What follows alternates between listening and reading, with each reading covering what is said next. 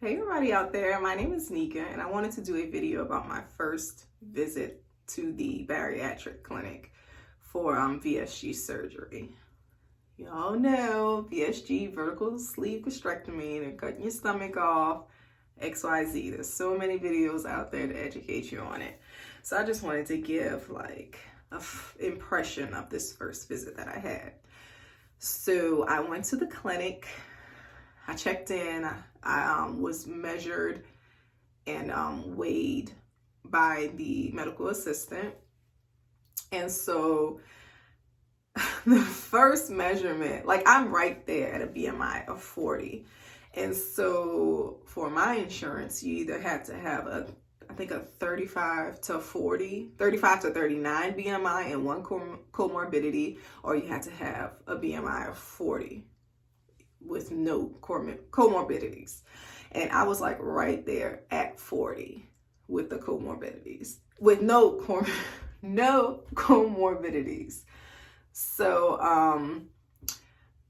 when I ended up getting weighed and measured, the medical assistant, she measured me like with my shoes on, so it made my height 5'8", and I'm 5'7", but actually at the appointment I measured 5'6 3/4". So I don't know what my height is, but I'm guessing 5'6 3/4 it is. I don't know. I guess. But yeah, I took off my shoes. She remeasured me, which is good that I'm like 5'6 3/4, because that keeps me in my like 40 BMI that I have.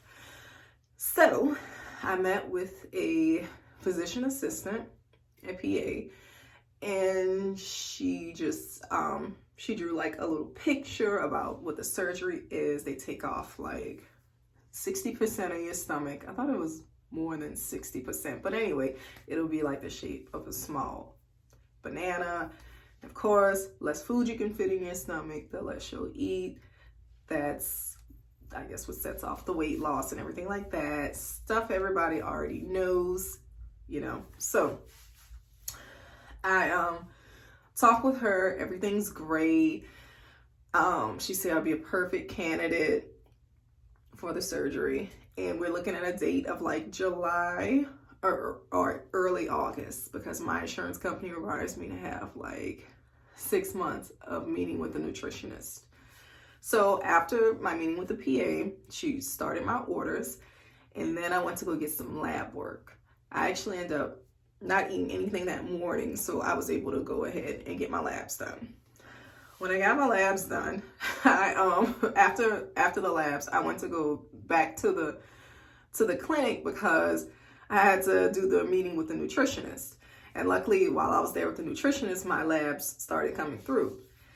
And one thing, like most of my levels were all within range. The only thing that I had a problem with, that she put me on medication for, was vitamin D.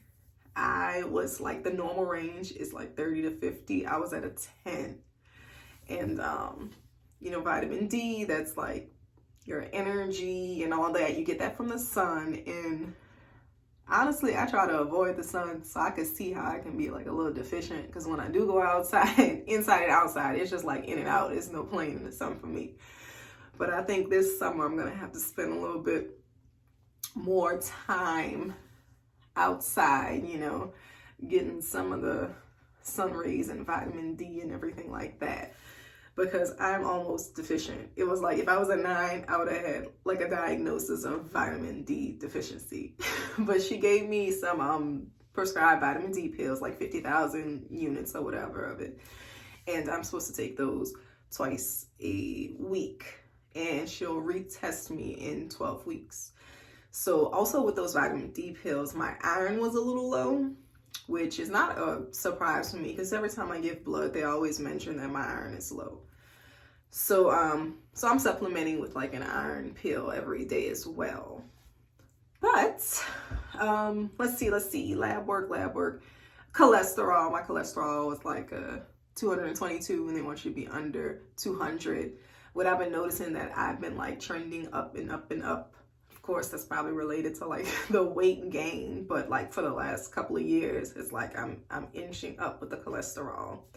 And in the like cholesterol range, you have your HDLs and your LDLs. My HDL was actually like in the 50s and they weren't above 40s. So I'm good for that. And I believe HDL is cholesterol. That's for like if you're active, like usually they want that to be over 40. And it just shows that you're active. You move, I don't know, but it's supposed to be the good cholesterol or whatever. And to improve that, you have to like be a little bit more physical and active and all that. Now I'm not super active, but I mean, I can probably climb like 3 flights of steps without dying.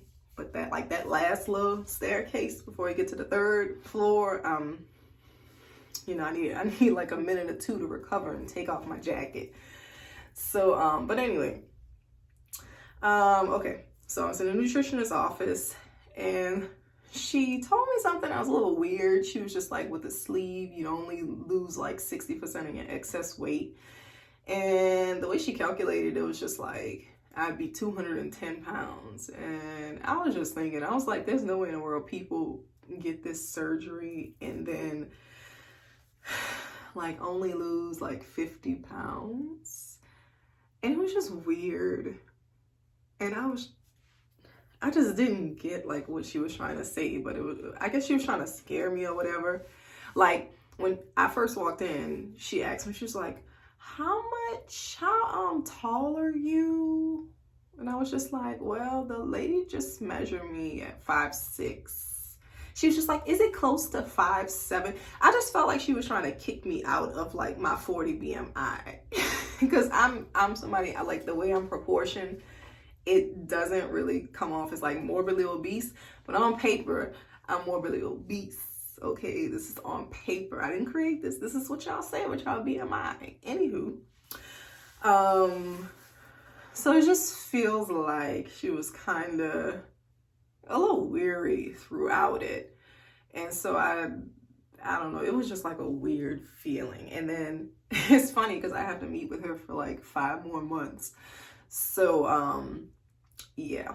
But she went over a few things, just asked me like what kind of food. She gave me a printout of like, I guess a diet or whatever, so I can follow. But I mean, that's not the problem. It's just like I've tried diets before. I've stuck to diets, but it just comes back because you can't really, you know, do it.